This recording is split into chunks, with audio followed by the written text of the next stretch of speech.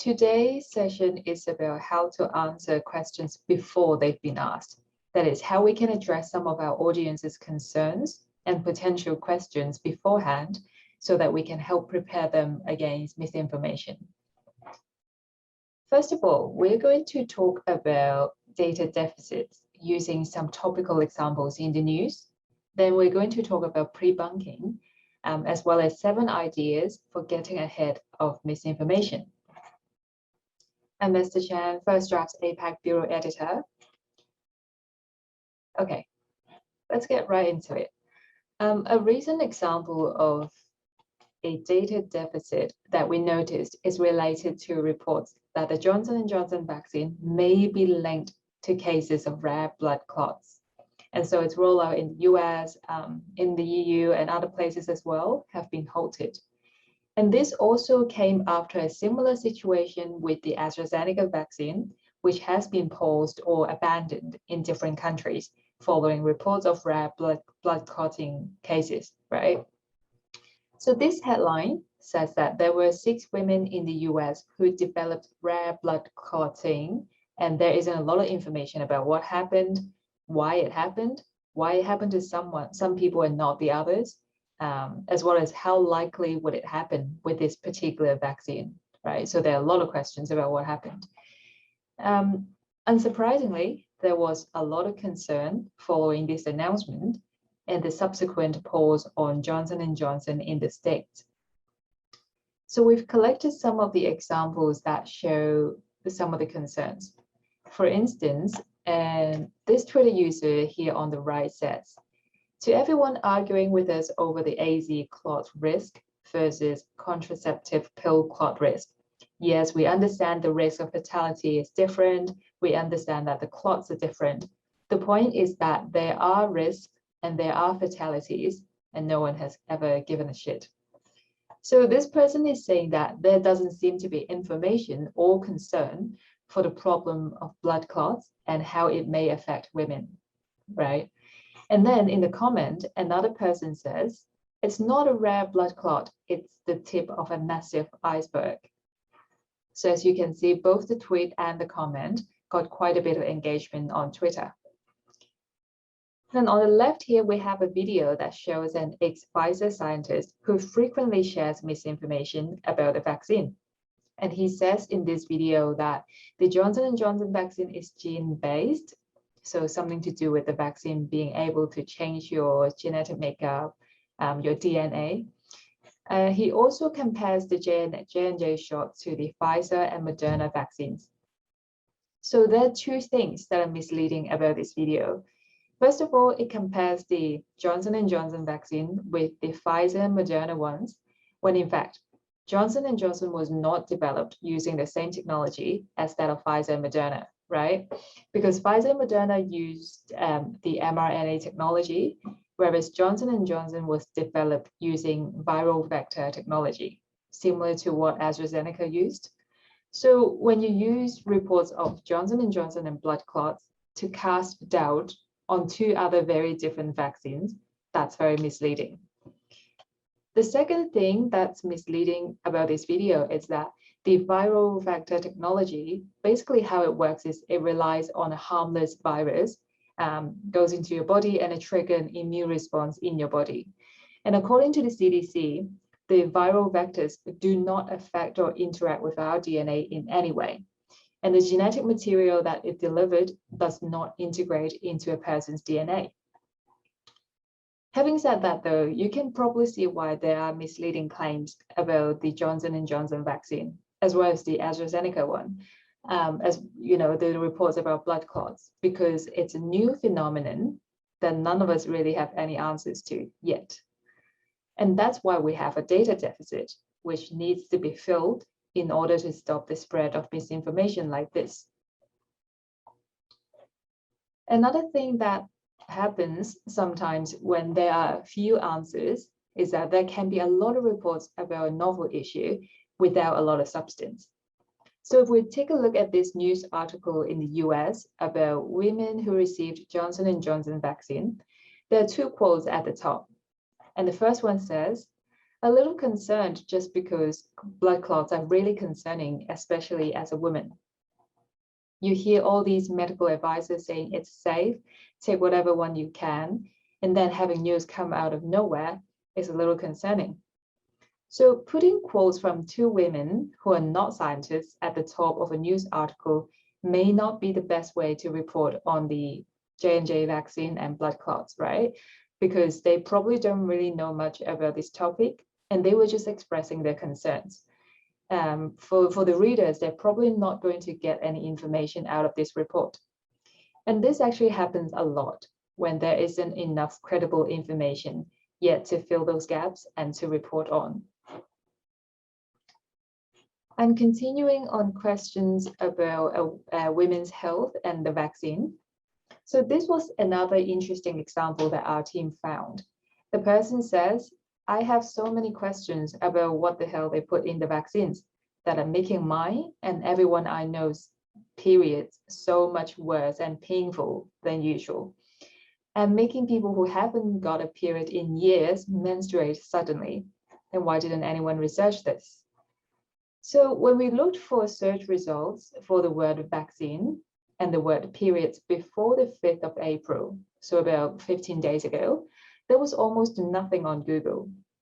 So if you were a woman, you got the vaccine and had some unusual cramping or noticed something different about your menstruation, say before or around the 5th of April, chances are you wouldn't be able to find answers on Google. There was actually one article on the subject published on the 5th of April by the Detroit News. And the headline says, can the vaccine make your period worse? These women say yes. Again, this wasn't an academic study, but anecdotes from women. And anecdotes can be very compelling, but they don't necessarily help audiences put risk into context, right? So after looking at these recent examples showing a lack of credible information, we now have an idea about what a data deficit is. A data deficit is when the supply of credible information doesn't meet demand. So when we have a new issue, people would have a number of legitimate questions, but the information available could be misleading, confusing, false, or even harmful, and partly because an issue is new, and there may not be a lot of studies about it yet. Then we have a deficit in information. Unfortunately, what often happens is that malicious actors would then exploit this deficit by spreading false or misleading claims. And these claims are then shared online using different tactics. In the end, the misleading or false messages are amplified, and they may go on and have an impact on the attitude of the public, right? So that's what we talk about when misinformation spilled into real life. So when are data deficits most likely to emerge? First of all, when a story is new, like COVID-19, or when it's technically complex, like a lot of health issues, questions about the vaccine, and when a misleading claim aligns with pre-existing narratives. So like we discussed earlier, the concern about the vaccine and blood clots somehow reminded some people of the theory that maybe the vaccine can change your genetic makeup. I mean, that obviously has been debunked by the CDC, but that's how, when you learn of something new, even though it's misleading, it may kind of remind you of something that you saw in the past. When a topic is politically salient or when it's emotionally charged. So for example, with COVID and the vaccine, it's an emotional subject because it's a matter of life and death. Sometimes though, the reason why there is a data deficit is because people are asking legitimate questions and there just isn't enough credible information to answer those questions yet. So then we have the void, right? And what can we do? One of the most effective solutions is prebunking. And before we get into it, let's remind ourselves of an important concept that we've learned over this whole vaccine misinformation course, which is that misinformation is very hard to slow down. Part of the benefits of understanding and being able to identify potential data deficits is that you can get ahead of misinformation, so you can be proactive. The difference between prebunking and debunking is that when you debunk something, you're responding to a piece of misinformation. So it's a quick reactive measure against a piece of misinformation that you think has been influential. On the other hand, prebunking is proactive. So you're monitoring and determining ahead of time what you think the rumors are going to be, or identifying a topic that might have misinformation about it, so you can try to address those issues. But how can we get ahead of misinformation proactively? We're going to give you 7 ideas. First up, you can try to warn people that they are likely to see misinformation around a particular topic. This is going to help protect them from it because you're activating their critical thinking abilities, right? And this is something that has been researched in a number of publications.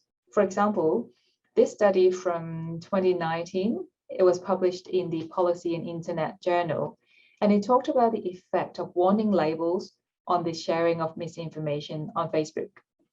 So it says, this study shows that the flagging of false news on social media platforms like Facebook may indeed help the current efforts to combat sharing of deceiving information on social media.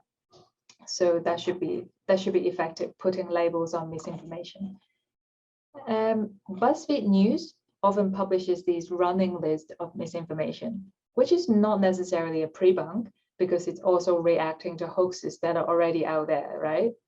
But the idea is that you can look at this list and you can have in your mind the kind of misinformation that you may see. Another example from the New York Times, 6 types of misinformation to be aware of on election day. So this is looking ahead of an event that already has a lot of misinformation. And you're telling people that, hey, here's something that you might see, don't be alarmed, and definitely don't buy into it. Tip number 2, look for questions that people are asking. So one thing you can do is to try to include a question mark in your Boolean query. So that will help service questions that people might be asking. For example, if we do a search on vaccine and delay and Canada and question mark, we could find something like this tweet where the person is asking about the COVID exposure app in Canada. So that might be relevant to what we're searching for. Also, you can pick a topic that you think would present a potential data deficit and do a search to see what kind of information comes up. And if there seems to be a lack of quality information, you can then try to fill the gaps by publishing prebunks or explainers. For example, when we searched a vaccine injury on YouTube, the top results were all individual anecdotes, which again, don't really help you conceptualize the risk with the vaccine, right? Number 4, you can try to think about the search queries that people will use. So you want to think about the keywords that people are using when they're going to be searching for those new topics. In the case of vaccines and periods, it might be something as simple as vaccine periods or vaccines women Johnson & Johnson, right? So pay attention to those search results. If there is incredible information, then there's probably something you can do about that. Also, going back to monitoring online misinformation, we need to know where people are talking. So, and then you can identify where the deficit is, right? So a good way to search for data deficits from a particular community is to understand the online dimension of that community and know where they're congregating. So for example, if you report on the Spanish-speaking people in New Jersey, it's probably in your interest to find Spanish language Facebook groups that are based in New Jersey. And to find a Facebook group, you can do a site search on any search engines. So you can go site:facebook.com/groups, and then the keywords New Jersey, información, which is information in Spanish. Also, we want to search these groups about only the groups in New Jersey, but about COVID-19, coronavirus, or vaccine. So this is how we found this group. It's a Spanish language group based in New Jersey, and it's about COVID-19. Number 6, you can try to set up a tip line. So this is from the newspaper Knoxville News Sentinel. It's a newspaper in Tennessee, belongs to the USA Today network. So this segment is about answering your questions about COVID-19 vaccinations. Let us know what you want to know. So this is a good way to figure out where the data deficits may be, just by asking people directly what they don't know and where they would like more information. Finally, you can try to bolster your social media presence. Do an AMA on Reddit or talk with your audience on Facebook or Instagram Live. Again, understanding the online dimension of vaccine discourse is very important because people are talking online, and the things that they see online may affect their decisions about whether they're going to get vaccinated, right? So when you understand what their concerns are, you can then try to come up with creative ways to engage with them. So talking to your audience also can help you build trust. Which leads to my next point, that there is a difference between just fact-checking and building trust. So this field used to be very focused on debunks and verification, but then with more sophisticated tactics and more platforms to share misinformation, journalists and researchers need to be a little bit more creative and try to get ahead of misinformation.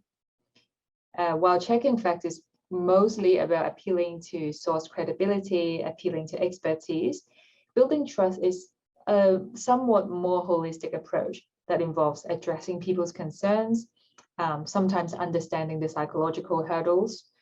When we proactively look for those data deficits, we can try to understand the root concerns and the areas where maybe credible information is lacking, right? We should also try to work on affirming and developing the audience's critical thinking. So whether that means warning people that misinformation is coming or helping people understand on their own how to find primary sources. Also, one more thing, we can try to help identify trusted sources that speak to the community. So maybe for a Spanish-speaking community, they would prefer a health expert that speaks the language, which is totally fine. And as long as we work out how to work with their preferred credible sources and provide them with the answers they need. So a little bit like a middleman, but you want to choose someone who's credible, but also speaks to this community.